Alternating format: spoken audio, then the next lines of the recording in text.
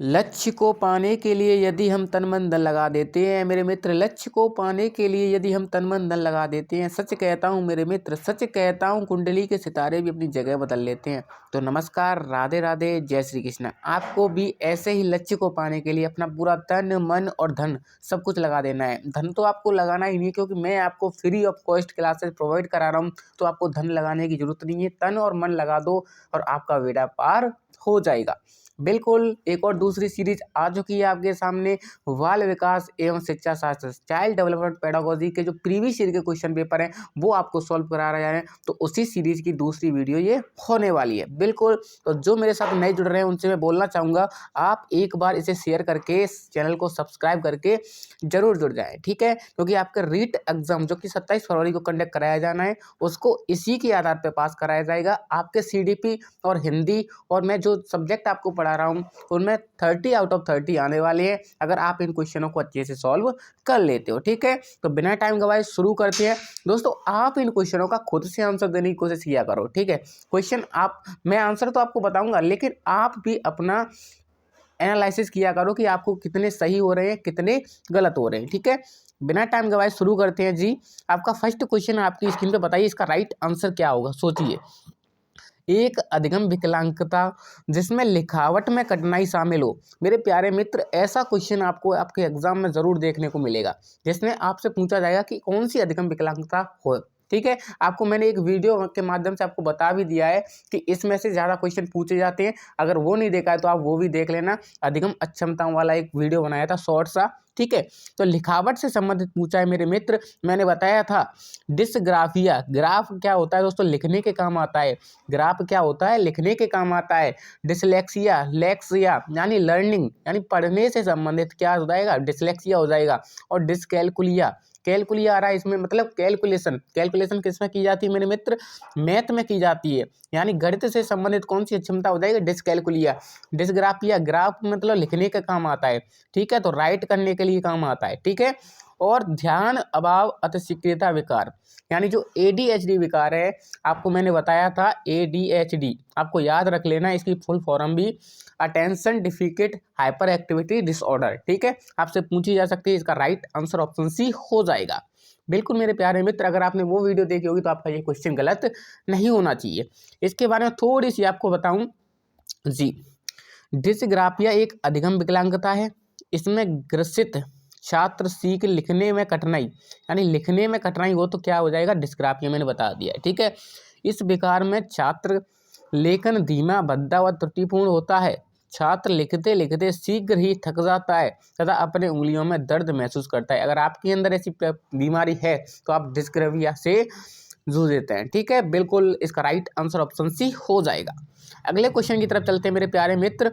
अगला क्वेश्चन आपकी स्क्रीन पर बताना है आपको, इसका राइट आंसर क्या होगा जी। बताइए क्या होगा इसका राइट आंसर। क्वेश्चन आपकी स्क्रीन पर दे रखा है, बताइए जी। इंपॉर्टेंट क्वेश्चन है आपके, इसमें से भी एक क्वेश्चन जरूर पूछा जाता है, योगात्मक मूल्यांकन।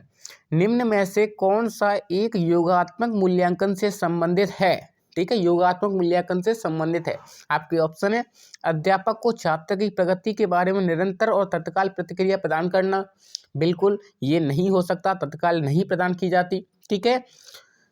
शिक्षा सामग्री के आणविक विश्लेषण पर केंद्रित करना, ऐसा भी नहीं दोस्तों, ये आणविक विश्लेषण नहीं करता है। योगात्मक मूल्यांकन दोस्तों मध्यकाल में किया जाता है, ठीक है, ये भी नहीं हो सकता। शिक्षार्थी की उपलब्धि का लगातार व्यवस्थित आकलन करना, मेरे मित्र इसके लिए सम्मेटिव, जो सम्मेटिव असिस्टेंट होता है वो किया जाता है, तो ये भी नहीं हो सकता, ठीक है। डी है आपका, सत्र के अंत में शिक्षार्थी के प्रदर्शन का अंतिम आकलन। बिल्कुल मेरे प्यारे मित्र, अंतिम आकलन किया जाता है। बिल्कुल इसका राइट आंसर ऑप्शन डी हो जाएगा। योगात्मक मूल्यांकन से दोस्तों बच्चे का अंत में आकलन किया जाता है, सत्र के अंत में, और बीच में आकलन किया जाता है, उसे क्या कहते हैं मेरे प्यारे मित्र, बताइए, कमेंट करके बताना। अगर मध्यकाल में किसी बच्चे का आकलन किया जाए तो उसे हम क्या कहेंगे, ठीक है। बिल्कुल इसके बारे में जाना है तो सत्र के अंत में शिक्षार्थी के प्रदर्शन का अंतिम आकलन योगात्मक मूल्यांकन से संबंधित होता है।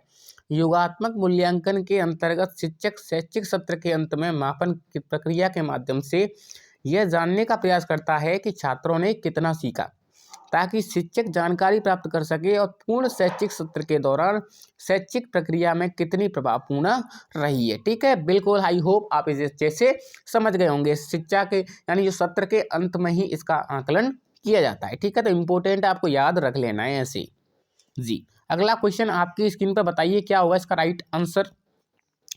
हावर्ड गार्डनर का कहना है कि कई प्रकार की बुद्धि या दिमाग के फ्रेम होते हैं, उसके द्वारा सुझाई गई बुद्धि की श्रेणी कौन सी है।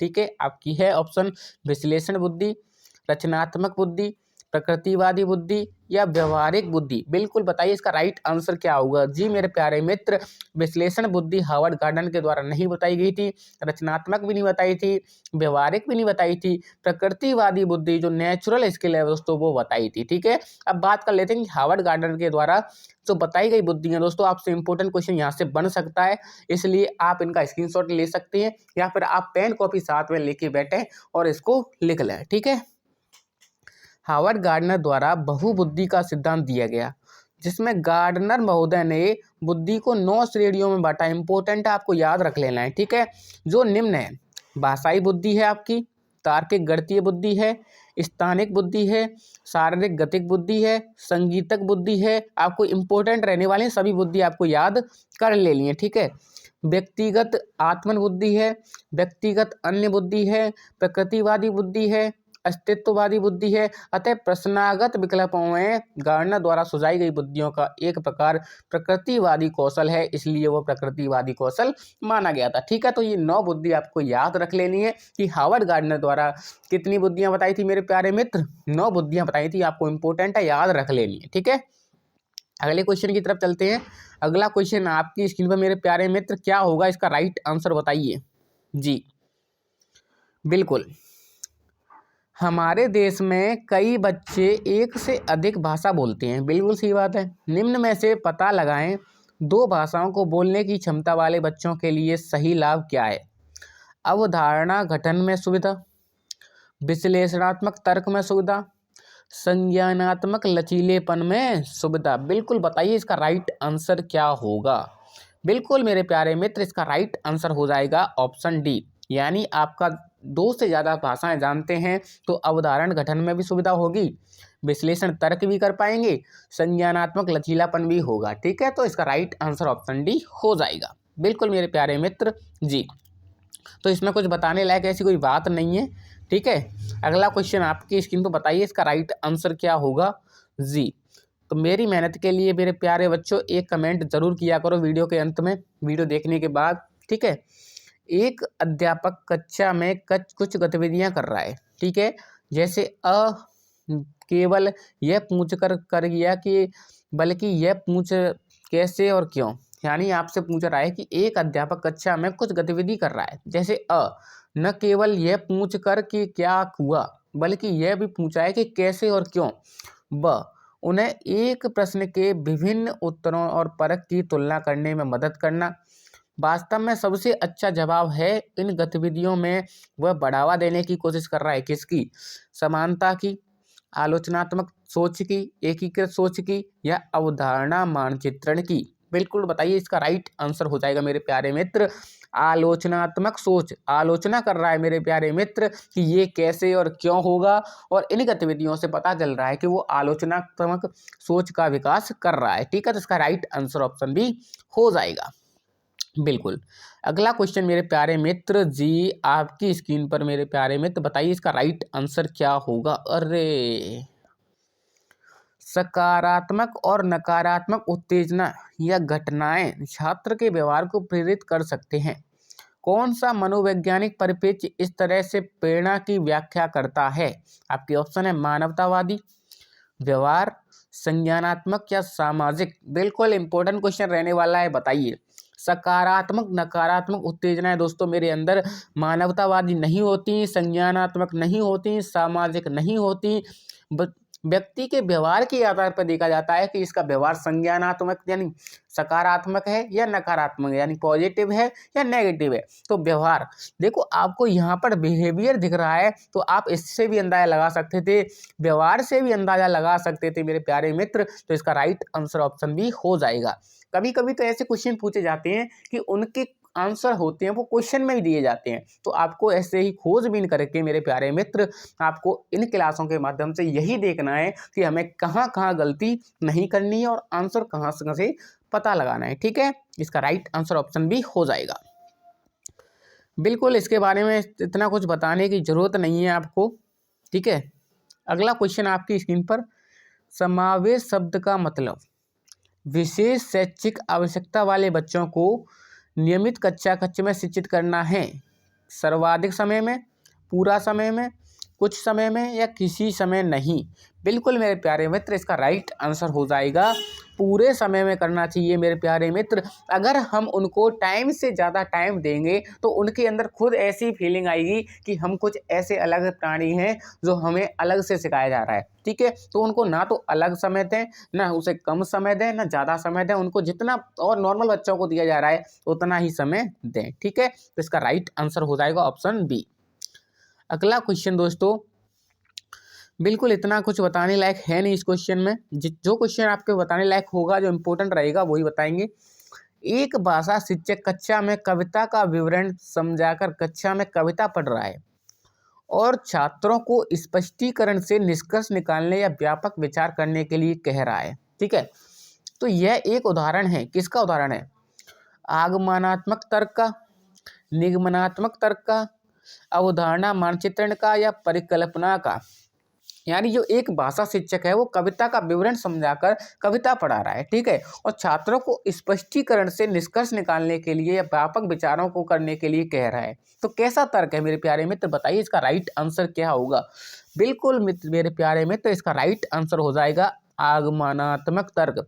आगमन विधि आपने पढ़ी होगी दोस्तों, उदाहरण से नियम की ओर चलती है। यह एक मनोवैज्ञानिक विधि है, यानी बच्चे सक्रिय रहते हैं, तो इसमें भी बच्चे सक्रिय रह रहे हैं। ठीक है, निगमनात्मक नहीं होती, अवधारणा मानचित्र नहीं होता, परिकल्पना निर्माण नहीं होगा। इसका राइट आंसर ऑप्शन ए हो जाएगा। ठीक है, अगले क्वेश्चन की तरफ चलें दोस्तों जी। थोड़ी सी इसकी व्याख्या देख लेते हैं जो इम्पोर्टेंट है।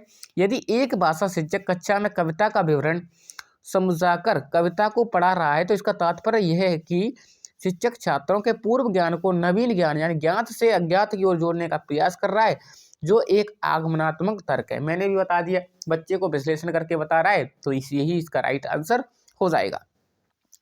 अगला क्वेश्चन मेरे प्यारे मित्र आपकी स्क्रीन पर इंपॉर्टेंट रहता है। सिगमंड फ्राइड से क्वेश्चन ना ऐसा हो नहीं सकता।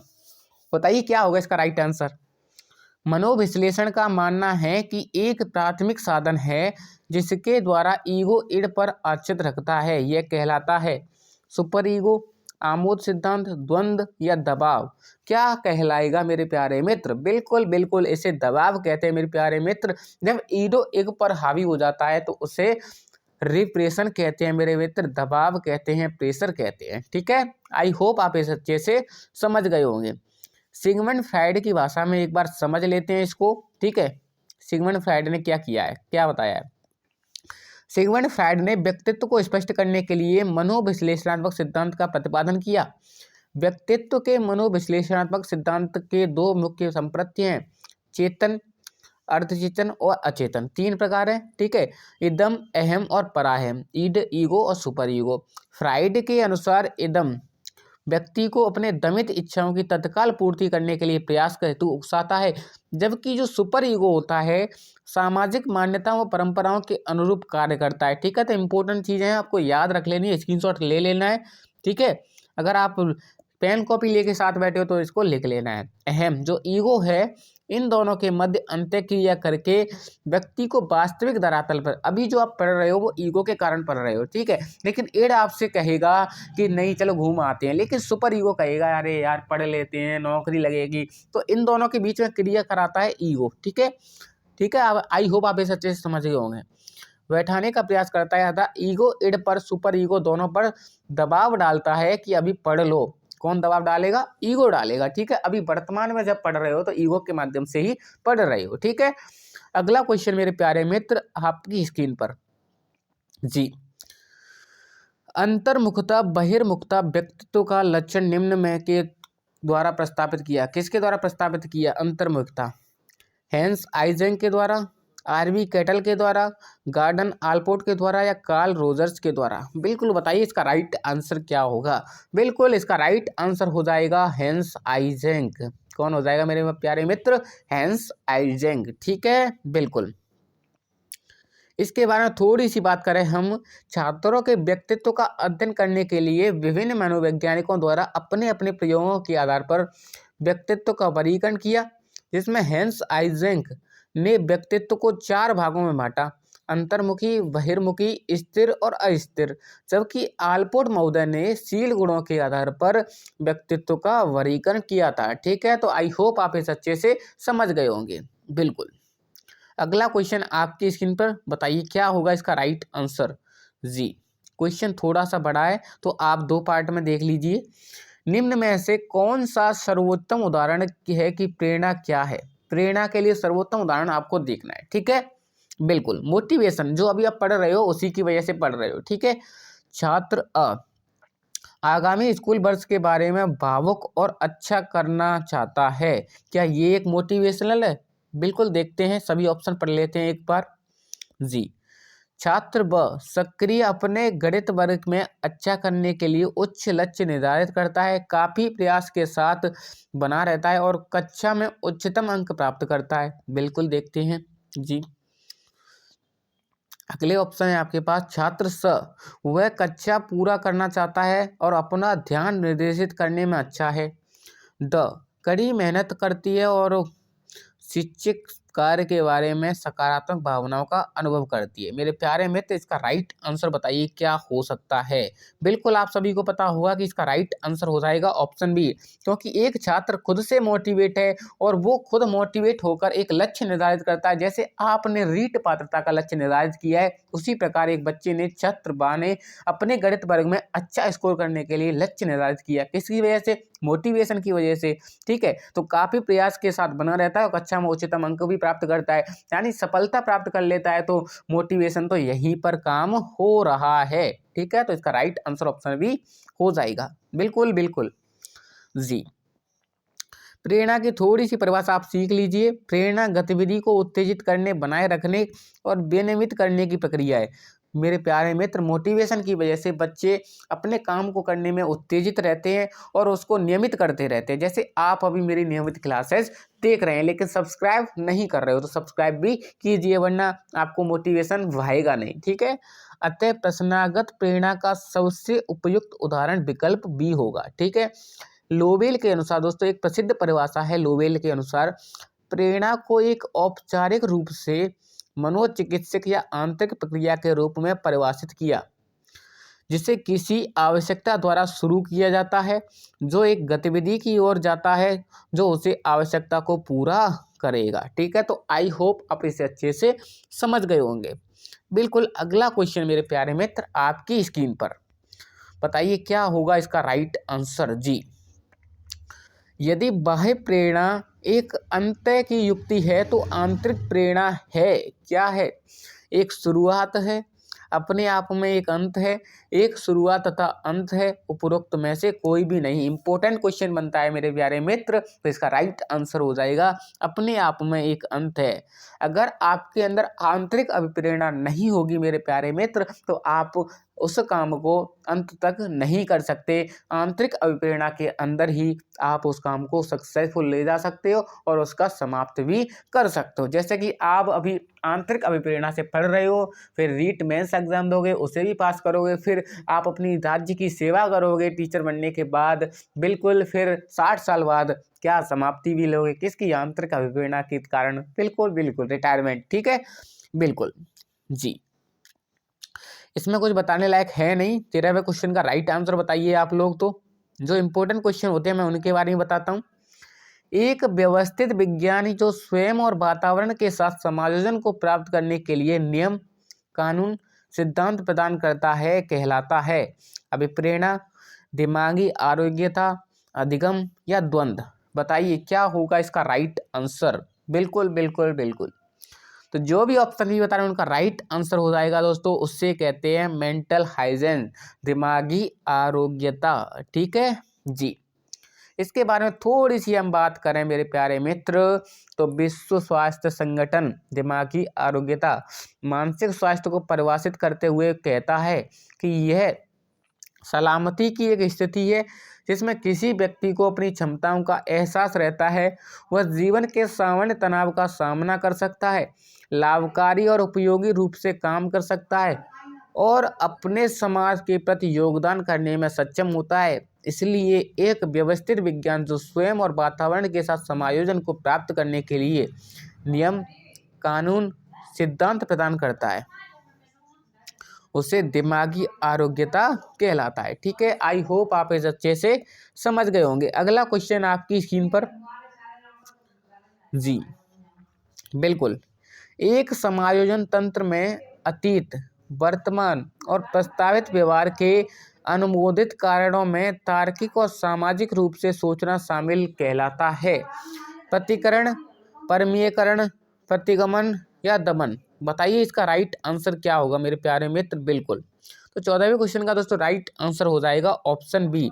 उसे कहते हैं मेरे प्यारे मित्र रैशनलाइजेशन, परमीयकरण। एक समायोजन तंत्र में अतीत, वर्तमान और प्रस्तावित व्यवहार के अनुमोदित तरीके को प्रकट किया जाए तो इसका राइट आंसर ऑप्शन बी हो जाएगा।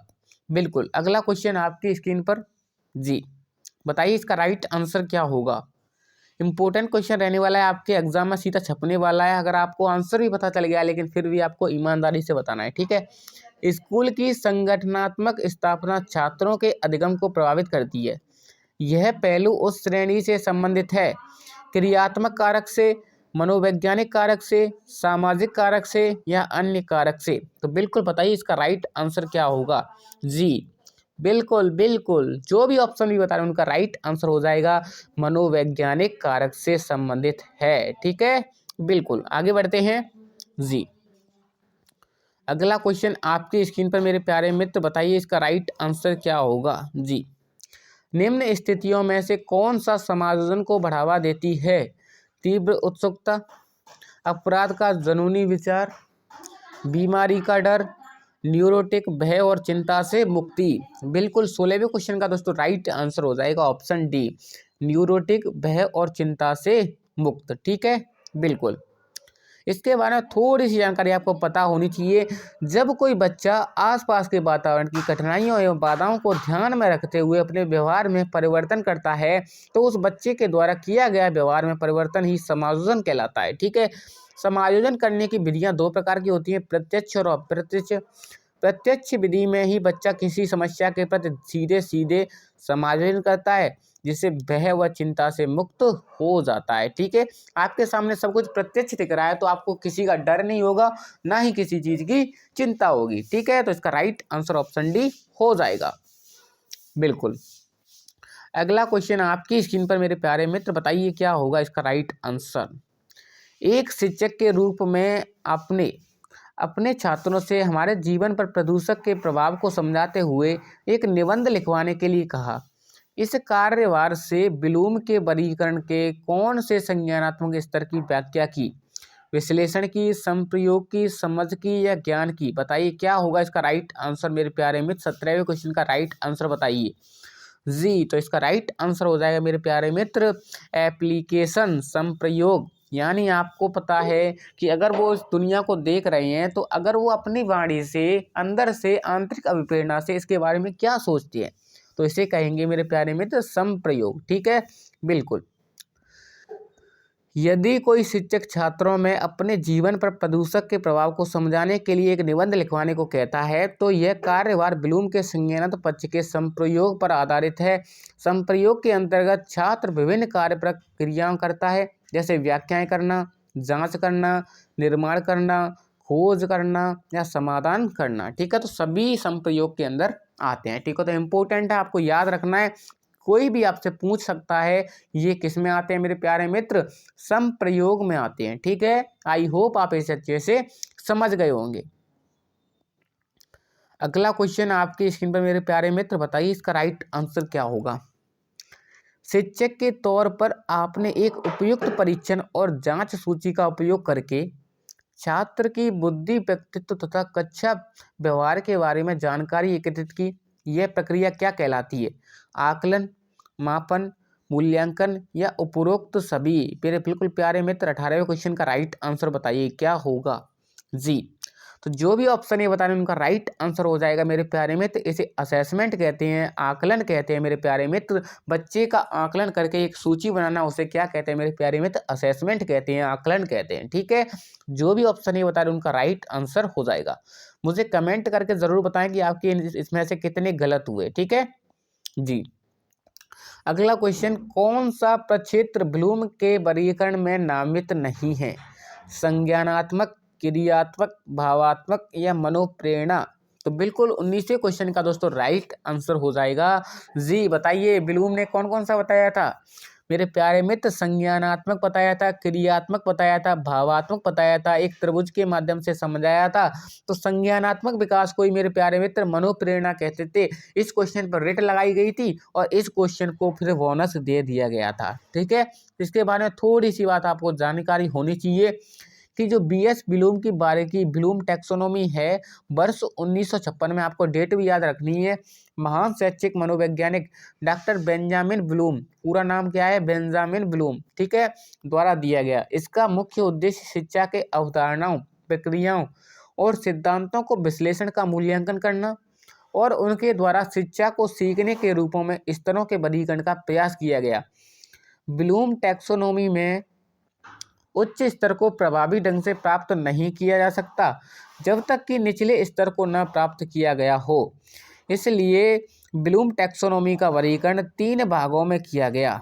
कितने भागों में किया गया मेरे प्यारे मित्र? 3 भागों में किया गया था। संज्ञानात्मक पक्ष, भावात्मक पक्ष या क्रियात्मक पक्ष। 3 थे आपके, ये संज्ञानात्मक, ये भावात्मक, ये क्रियात्मक। ठीक है, अगर देखा जाए तो क्रियात्मक मनोप्रेरणा का मतलब लगभग एक ही होता है, प्रश्नानुसार विकल्प नहीं है। ठीक है, जो क्रियात्मक होती है तथा मनोप्रेरणा का मतलब एक ही होता है। ठीक है, इसलिए उस क्वेश्चन में रेट लगाई थी और बोनस दिया गया था। ठीक है, अगला क्वेश्चन आपके स्क्रीन पर मेरे प्यारे मित्र 20वें क्वेश्चन का दोस्तों राइट आंसर बताइए क्या होगा जी। निम्नलिखित में से कौन सा राष्ट्रीय पाठ्यचर्या की रूपरेखा 2005 के ढांचे में मार्गदर्शक सिद्धांत नहीं है? ठीक है, आपके ऑप्शन है, स्कूल से बाहर जीवन को ज्ञान से जोड़ना, परीक्षा को अधिक लचीला और कच्चा जीवन में एकीकृत करना, अधिगम के रटना विधि को सुविधाजनक बनाना चाहिए। बिल्कुल डी ऑप्शन है आपका मेरे प्यारे मित्र जी। पाठ्य पुस्तकों को केंद्रित रहने की बजाय बच्चों को समग्र विकास के लिए समृद्ध पाठ्यचर्या प्रदान करना। तो 20वें क्वेश्चन का दोस्तों राइट आंसर हो जाएगा ऑप्शन सी, अधिगम के रटना विधि को सुविधाजनक बनाना। ठीक है, बिल्कुल जी। इसके बारे में थोड़ी सी जानकारी आपको होनी चाहिए, ये एनसीएफ 2005 में से पूछा गया था। बिल्कुल, राष्ट्रीय पाठ्यचर्या की रूपरेखा 2005 के अनुसार अधिगम प्रक्रिया के माध्यम से विद्यार्थी को रटने की विधि से मुक्त किया जाए तथा चहुमुखी विकास हो सके। इसके अलावा शिक्षण अधिगम प्रक्रिया में विद्यार्थियों के विद्यालय जीवन को बाहरी जीवन से जोड़ना चाहिए। शिक्षकों को पाठ्य पुस्तक केंद्रित रखने के बजाय विद्यार्थियों को अलग अलग अनुभव प्राप्त करने के लिए अवसर प्रदान करने चाहिए जिससे उनका समग्र विकास हो सके। ठीक है, आई होप आप इसे अच्छे से समझ गए होंगे। अगला क्वेश्चन जी, ये पीडीएफ आपको टेलीग्राम चैनल पे मिलने वाला है, तो टेलीग्राम जल्दी से ज्वाइन कर लें। बिल्कुल आप फिर एग्जाम टाइप पर इसका रिवीजन कर सकते हैं। ठीक है, 20वें क्वेश्चन है आपका, शुरू में एक बच्चा अपनी पूरी हथेली का उपयोग करके वस्तु को पकड़ता है। धीरे धीरे वृद्धि और विकास के रूप में बच्चा उंगलियों और अंगूठे का उपयोग करते हुए वस्तुओं को उठाने के लिए करता है। इस प्रकार की प्रगति को क्या कहा जाता है? सेफेलोडोकॉल प्रगति, प्रॉक्सिमेडोडिस्टॉल प्रगति, व्यापक से विशिष्ट कार्रवाई या अनियमित प्रकृति? बताइए क्या होगा इसका राइट आंसर? बिल्कुल बिल्कुल मेरे प्यारे मित्र, जो प्रॉक्सिमोडिस्टल प्रकृति है, व्यापक से विशिष्ट प्रकृति है, वो दोनों एक ही होती हैं। इसमें ये दोनों ऑप्शन सही हो जाएंगे मेरे प्यारे मित्र, तो ये बोनस दिया जाता है आपको, टेंशन ना लो। ऐसे 1-2 क्वेश्चन तो जरूर आएंगे जिसमें आपको बोनस दिया जाएगा। ठीक है, तो इसका राइट आंसर बी और सी होने वाले हैं। ठीक है, बिल्कुल जी, आप देख सकते हैं जी। प्रोक्सीमोडोस्टोल प्रकृति और सामीप्यता की प्रवृत्ति के अनुसार वृद्धि और विकास निकट से दूर की ओर क्रम का अनुसरण करता है। इसके अनुसार पहले केंद्र में स्थिति में अंगों की रचना तथा नियंत्रण करता है। यानी पहले हथेली से पकड़ेगा, फिर उंगलियों से, फिर इन उंगलियों के अंदर जो छिद्रां दिख रही हैं उनसे पकड़ेगा, ठीक है। फिर केंद्र से दूर स्थित अंगों की रचना नियंत्रण होता है। इसी प्रकार व्यापक से विशिष्ट कार्रवाई की प्रगति की जाती है। सिद्धांत के अनुसार पहला बच्चा अपने पूरे शरीर का संचालन करता है तथा बाद में किसी विशेष अंग का, ठीक है। अतः उपयुक्त प्रश्न में उदाहरण दिया गया है वह दोनों विकल्पों को संतुष्ट करता है, इसलिए इसका दोनों विकल्प बी एंड सी सही है, ठीक है। इसमें बोनस आपको दिया जाता है, ठीक है। आई होप आप इसे अच्छे से समझ गए होंगे। 22वें क्वेश्चन का राइट आंसर बताइए क्या होगा जी। विकास को अक्सर शारीरिक, संज्ञानात्मक, भावनात्मक और सामाजिक जैसे 3 व्यापक क्षेत्रों में विभाजित किया जाता है। विकास प्रक्रिया इन क्षेत्रों में कहाँ तक संबंधित है? अन्य को प्रभावित किए बिना स्वतंत्र रूप से विकसित, एक एकीकृत और समग्र प्रकार से विकसित, आंशिक रूप से विकसित या बेतरतीब रूप से विकसित। बिल्कुल इसका राइट आंसर बताइए क्या होगा। बिल्कुल जो भी ऑप्शन भी बता रहे हैं उनका राइट आंसर हो जाएगा एक एकीकृत और समग्र प्रकार से विकसित। इसके बारे में थोड़ी सी जानकारी आपको बताऊं मेरे प्यारे मित्र। तो बिल्कुल किसी बच्चे के विकास को शारीरिक, संज्ञानात्मक, भावनात्मक और सामाजिक जैसे व्यापक अंगों को विभाजित किया जाता है। विकास की यह प्रक्रिया एकीकृत और समग्र प्रकार से विकसित होती है, अर्थात विकास की प्रक्रियाओं को विभाजन भले ही अध्ययन की सुविधा की दृष्टि से किया जाता है, किंतु उनका विकास एकाकी न होकर समग्र और एकीकृत होता है, ठीक है। आई होप आप इसे अच्छे से समझ गए होंगे। अगला क्वेश्चन मेरे प्यारे मित्र, 23वें क्वेश्चन का राइट आंसर बताइए। एक बच्चा जो कि एक विशेषता जैसे मौखिक क्षमता में उच्च या निम्न है, बाद की उम्र में भी रहेगी, यह बयान के महत्व पर जोर देता है। किसके महत्व पर जोर देता है? प्रारंभिक अनुभव पर, वातावरण पर, आनुवंशिकता पर या फिर आनुवंशिकता वातावरण दोनों पर। बिल्कुल मेरे प्यारे मित्र इसका राइट आंसर हो जाएगा जी आनुवांशिकता। वातावरण पर कैसे दे सकता है मेरे प्यारे मित्र? आनुवांशिक रोग हुआ तभी तो प्राचीन में है, यानी फ्यूचर पास्ट में है तो फ्यूचर में भी होने वाला है, प्रेजेंट में है पास्ट में पहले होगा और फ्यूचर में भी हो सकता है। आनुवांशिकता के कारण होता है, वातावरण के कारण नहीं होता है, ठीक है। बिल्कुल प्यारे मित्र, ठीक है। इसमें कुछ बताने लायक ऐसी कोई बात है नहीं। 24 का राइट आंसर बताइए आप लोग। अधिगम में उपयोग और अनुपयोग के नियम को भी कहा जाता है प्रभाव का नियम, श्रम का नियम, प्रबलन का नियम। इनमें से कोई नहीं। इंपॉर्टेंट क्वेश्चन है दोस्तों, थॉर्नडाइक से आपसे एग्जाम में एक क्वेश्चन जरूर पूछा जाता है, ठीक है। तो 24 का राइट आंसर बताइए। इससे कहा जाता है मेरे प्यारे मित्र श्रम का नियम। क्या कहा जाता है मेरे प्यारे मित्र? श्रम का नियम कहा जाता है, ठीक है। तो 24 का राइट आंसर ऑप्शन भी हो जाएगा। इसके बारे में थोड़ी सी आपको जानकारी होनी चाहिए, जैसे कि जो ईएल थॉर्नडाइक ने सीखने के कुछ नियम दिए, जिनमें मुख्यतः 2 भागों में बांटा गया, मुख्य नियम और गौड़ नियम, ठीक है। तो मुख्य नियम 3 थे, तत्परता का नियम है और आपका अभ्यास का नियम है और आपका प्रभाव का नियम है। अभ्यास के नियम को ही दोस्तों श्रम का नियम कहते हैं, ठीक है। तो अभ्यास के ही आपको 2 भाग दिख रहे होंगे, उपयोग का नियम और अनुप्रयोग का नियम, ठीक है। तो आपको तीनों याद रखने हैं, मुख्य नियम, तत्परता, अभ्यास और अनुप्रयोग। जैसे कि आप किसी चीज को करने के लिए तत्पर होंगे, फिर अभ्यास करेंगे, फिर उसका प्रभाव आपको देखने को मिलेगा। जैसे आप मेरी क्लासेस ले रहे हो तो आप तत्पर हो क्लास लेने के लिए, फिर इन क्लासों का आप अभ्यास करोगे और फिर इनका प्रयोग करोगे तो आपको क्या मिलेगा? प्रभाव भी मिलेगा, सक्सेसफुल भी मिलेगी, ठीक है। जो गॉड नियम है दोस्तों आपके लिए इतने इंपॉर्टेंट नहीं रहते हैं, फिर भी आप देख सकते हैं, ठीक है। यहाँ उपयोग और अनुप्रयोग के नियम को लॉ ऑफ एक्सरसाइज, अभ्यास का नियम भी कहा जाता है, किंतु हिंदी में श्रम का नियम होने के कारण आयोग द्वारा सभी प्रतियोगियों को बोनस अंक दिया गया था, ठीक है। तो टेंशन लेने की जरूरत नहीं है, अगर ऐसा क्वेश्चन आता है तो मैं आपको बोनस दिलवाऊंगा, ठीक है। बिल्कुल। अगला क्वेश्चन आपके स्क्रीन पर जी, बताइए क्या होगा इसका राइट आंसर जी।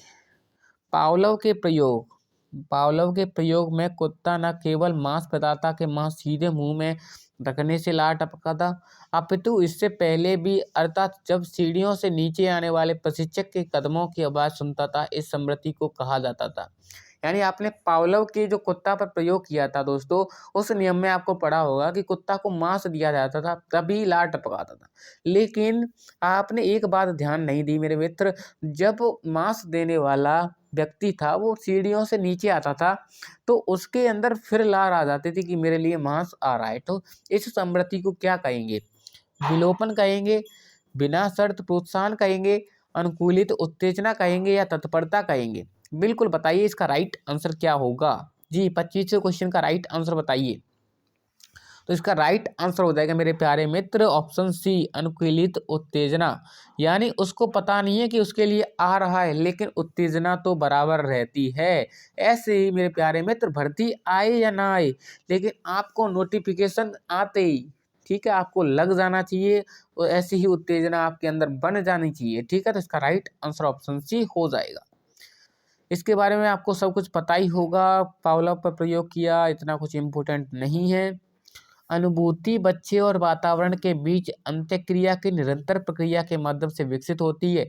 यह सिद्धांत में प्रतिबिंबित होता है थॉर्नडाइक के अधिगम सिद्धांत में, पियाजे के संज्ञानात्मक विकास सिद्धांत में, टोलमैन के संकेत अधिगम में, कोहलर के अधिगम सिद्धांत में। बताइए क्या होगा इसका राइट आंसर मेरे प्यारे मित्र? इसका राइट आंसर हो जाएगा पियाजे के संज्ञानात्मक। यानी आपको देख लेना चाहिए दोस्तों, अनुभूति और वातावरण से प्रतिबिंबित कहाँ होगा? संज्ञानात्मक विकास में होगा। तो इसका राइट आंसर ऑप्शन भी हो जाएगा। थोड़ी सी जानकारी आपको होनी चाहिए पियाजे महोदय के बारे में। पियाजे के संज्ञानात्मक विकास सिद्धांत के अनुसार अनुभूति, अनुभव बच्चे और वातावरण के बीच अंत्यक्रिया करके, अंत्यक्रिया कब कर पाएंगे? जब उनके अंदर ज्ञान होगा, निरंतर प्रक्रिया के माध्यम से विकसित होती है। दूसरे शब्दों में बच्चों के वातावरण से सक्रिय रूप से अंत्यक्रिया करके जो अनुभव प्राप्त किए जाते हैं उसे क्या कहते हैं? संज्ञानात्मक विकास कहते हैं। ठीक है, अगला क्वेश्चन जी, बिल्कुल बताइए क्या होगा इसका राइट आंसर? पियाजे के सिद्धांत में एक प्रक्रिया जो पुराने और नई धारणाएं, अनुभव के बीच संतुलन की क्रिया और यह जाना जाता है समावेश, समायोजन, संतुलन या ज्ञान वेदन। बताइए क्या होगा इसका राइट आंसर? जो भी ऑप्शन सी बता रहे हैं उनका राइट आंसर हो जाएगा इक्विलिब्रेशन दोस्तों, संतुलन इसका राइट आंसर हो जाएगा। अगला क्वेश्चन दोस्तों जी 28 का राइट आंसर बताइए क्या होगा? थोड़ा सा बड़ा क्वेश्चन है तो दो पार्ट में देख लेते हैं। निम्न में से कौन सा बौद्धिक परीक्षण के लिए उपयोगी करने की नहीं है? ठीक है, फर्स्ट ऑप्शन है IQ स्कोर के आधार पर अनुचित रूढ़िवादी और छात्रों के बारे में नकारात्मक उम्मीदों को बचाना, बुद्धि का व्यक्तिगत आकलन परीक्षक और छात्र के बीच एक संरचित बातचीत करना, ठीक है, क्षमता की मुख्य या एकमात्र विशेषताओं के रूप में IQ परीक्षण का उपयोग न करना। वैसे आपको आंसर दिख गया है तो इसका राइट आंसर ऑप्शन भी हो जाएगा। ठीक है, बुद्धि का व्यक्तित्व आकलन परीक्षक और छात्र के बीच एक संरचित बातचीत होती है, उसी से पता चलता है कि इसका आकलन कैसे किया जाए। ठीक है, तो इसका राइट आंसर ऑप्शन भी हो जाएगा। बिल्कुल, अगला क्वेश्चन आपकी स्क्रीन पर मेरे प्यारे मित्र 29 का राइट आंसर बताइए क्या होगा? जी, एरिक्सन के अनुसार बच्चों को मनोसामाजिक विकास 8 चरणों में होता है। एक कक्षा 3 का छात्र 9 साल के आसपास विकास के किस चरण में मेल खाता है? शर्मिंदगी बनाम संदेह के मुकाबले की स्वायत्ता, परिश्रम बनाम हीनता, नेतृत्व बनाम अपराध की, या फिर अंतरंगता या बनाम अलगाव? बिल्कुल बताइए इसका राइट आंसर क्या होगा? बिल्कुल इसका राइट आंसर हो जाएगा मेरे प्यारे मित्र परिश्रम बनाम हीनता। ठीक है, क्या हो जाएगा? परिश्रम बनाम हीनता। ठीक है, इसके बारे में थोड़ी सी बात करें मेरे प्यारे मित्र तो आपको ये याद रख लेना है, एरिक्सन ने मनोसामाजिक सिद्धांत में 8 चरण विभाजित किए थे। कितने चरण विभाजित किए थे मेरे प्यारे मित्र? 8 चरण विभाजित किए थे। ठीक है, बहुबुद्धि सिद्धांत में कितनी बुद्धियां बताई थी हार्वर्ड गार्डनर ने? मुझे कमेंट करके जरूर बताएं। विश्वास बनाम अविश्वास, स्वतंत्रता बनाम लज्जाशीलता, पहले शक्ति बनाम दोषता, परिश्रम बनाम हीनता, अहम पहचान बनाम भूमिका, घनिष्ठ बनाम विलंघन। बिल्कुल बिल्कुल आपको ऐसे ही याद रख लेना है। जन्म से 2 वर्ष, 2 से 4 वर्ष, 4 से 6 वर्ष, 6 से 12 वर्ष, 12 से 20 वर्ष, 20 वर्ष से 30 वर्ष तक, 30 वर्ष से 60 वर्ष तक, 60 वर्ष से मृत्यु पर्यंत। लास्ट में है आपकी अहम संपूर्णता बनाम निराशा। ठीक है, बिल्कुल आई होप आप इनको याद रख पाओगे। अगला क्वेश्चन लास्ट क्वेश्चन रहने वाला है इस सीरीज का। बिल्कुल, निम्न में से कौन सा कथन आदर्श संदर्भित परीक्षण के लिए सत्य नहीं है? ठीक है, आपके ऑप्शन है, यह एक मानकीकृत परीक्षण है, छात्रों के स्कोर की ये तुलना उस करके की जाती है, अन्य कैसे प्रदर्शन किया जाए। बिल्कुल, देखते हैं अगला कोई ऑप्शन है। बिल्कुल, इसका राइट आंसर ऑप्शन ए हो जाएगा। कौन सा हो जाएगा? ऑप्शन ए हो जाएगा, क्योंकि आपको दिख गया तो ऑप्शन पढ़ने का कोई फायदा नहीं है। ठीक है, तो आई होप, उम्मीद करता हूँ आपके लिए ये वीडियो हेल्पफुल रहा होगा। वीडियो अच्छा लगे तो वीडियो को लाइक कीजिए और नोट्स के लिए टेलीग्राम चैनल ज्वाइन कीजिए और शेयर कीजिए और मेरी मेहनत के लिए कमेंट जरूर करें। ठीक है।